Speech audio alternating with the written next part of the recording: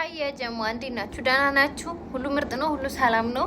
እኔ የምላችሁ ማለት ነው አቤል ለምንድን ነው የሚያለቅሰው? ምን ተፈጥሮ ነው? ያንዴ እሱም ደነዘዘ። እውነትም እነሱ እንደሚለው የሚሉት ሁላ ደንዝዞ ነው።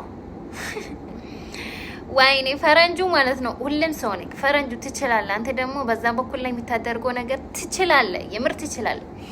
እና አቤላ ደግሞ ማለት ነው አታለቅስ። በጣም እያለቀስኩ እኮ ነው። በጣም ባይሄን ያክል እየወረደ አረተው ታዛዝናለህ እኮ ታዛዝናለህ። ሰው አይደለም መቼም ዝንጀሮ አንልክም። አንተ ሰው አይደለም ሲጀመር እያወቀን እኮ ነው ሰው የምንልክ። ሰው አይደለም የሰው ትራፊ ነው ሲጀመር ማለት አንተ ሰው አይደለም።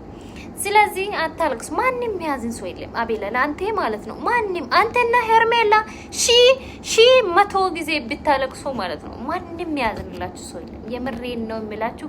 እንደው ይድፋችሁ፣ ፈጣሪ ይድፋችሁ።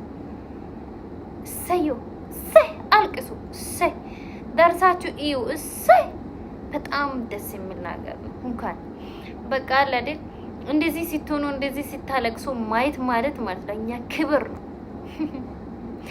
አልቅሽ ይለኛል እያልክ ማለት ነው። አቤላ ደግሞ በጣም እያልቀስክ ነው። ተው እባክህ ወደዛ ሴታ እንደ ሲጀመር ማለት ነው። ቺካ ነገር ቀሚስ ልበሱ ቲቶላ ቀሚስ አስለብሶ እያዞሩ የለ እንደዛ ቀሚስ ብትለብስ ታምራል፣ ያምርብሃል። ደግሞ ቀሚስ በጣም ሄዶብሃል።